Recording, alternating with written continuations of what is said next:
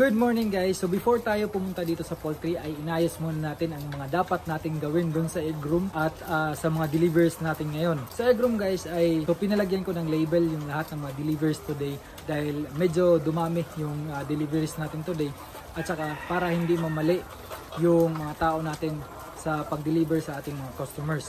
So aside from deliveries ng egg ay meron tayong nakaschedule ngayon ng pag-deliver ng RTL sa isang town dito sa Masbate. Kasama doon ay ang steel cage na 4 sets at saka 192 heads na RTL at kasama din doon yung additional nila ng supplements na multivitamins plus amino acid.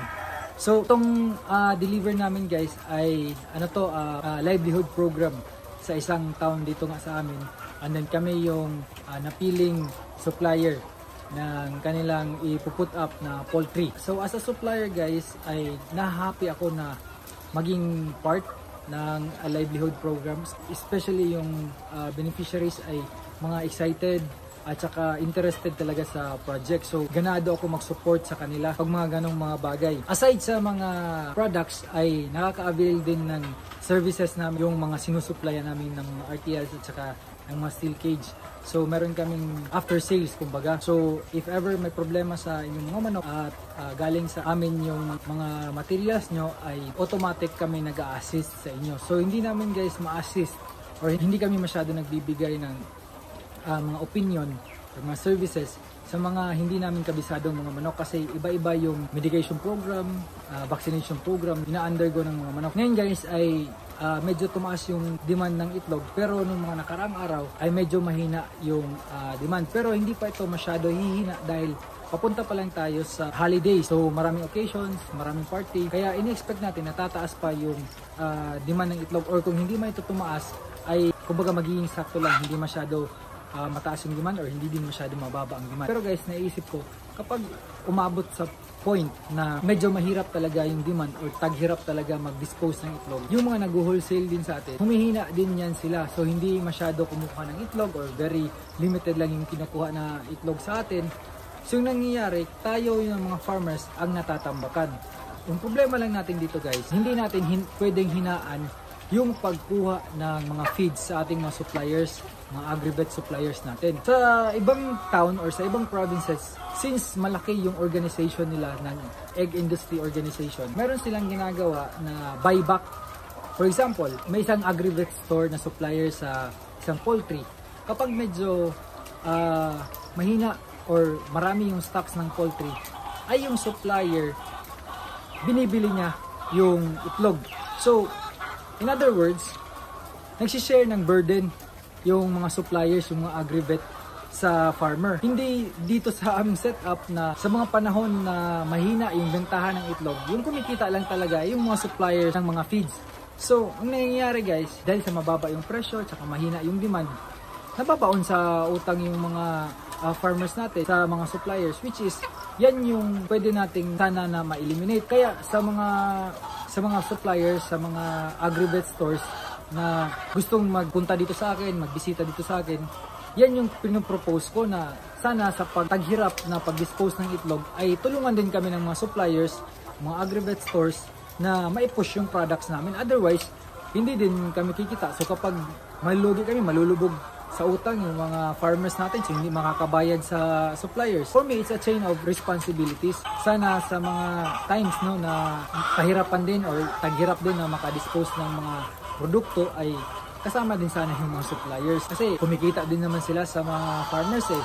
Magbabounce back yan sa kanila if yung mga farmers hindi na kumikita. So ganun dapat yung solusyon. Aside from that ay everyday pinaghahandaan namin yan or pinaghahandaan ko yan. Dumaan na tayo sa mga ganung situations na sobrang hirap talaga i-dispose yung itlog. Tapos ang laki ng babayaran mo sa feeds, yung mga itlog mo ay naka-standby pa and then naghihintay na mabulok. So kami mga farmers yung naiipit. So everyday iniisip ko ano yung mga ways and means na para mapa-improve natin yung sistema na ganito. So isa yun sa solusyon.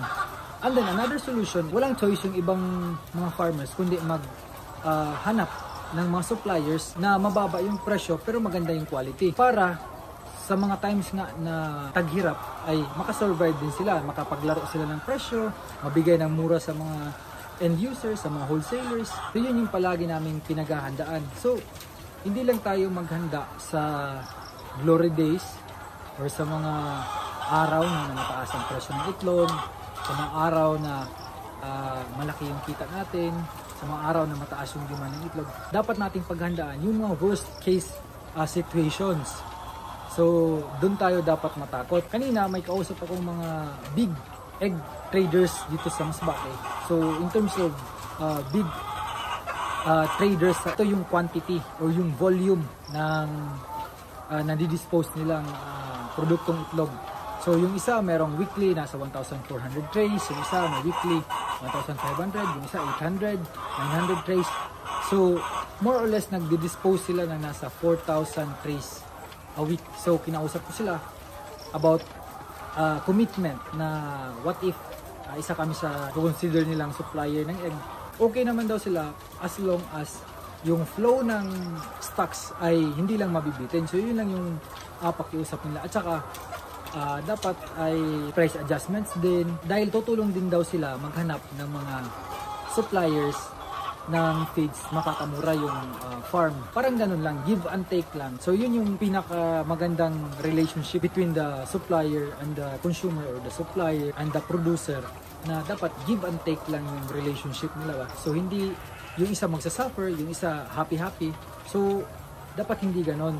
Dahil dapat sa oras ng tighirap ay dapat marunong din mag-adjust yung mga suppliers natin. Kaya hindi naglalast ang isang industry kasi sa panahon ng medyo taghirap, pili lang yung nagkikerry ng burden. Kumbaga walang gustong mag-ako ng responsibility o ng problema. At the end of the day, hindi din makakasurvive yung nasa chain o nasa system kung ang isa ay mapuputol. Like for example, yung supply and demand ng itlog, hindi din makakasurvive kaming farmers if kami yung nasa production side and then yung mga supplies namin mahal, tapos dito naman sa kabila yung pagbili ng mga itlog sa amin ay mura.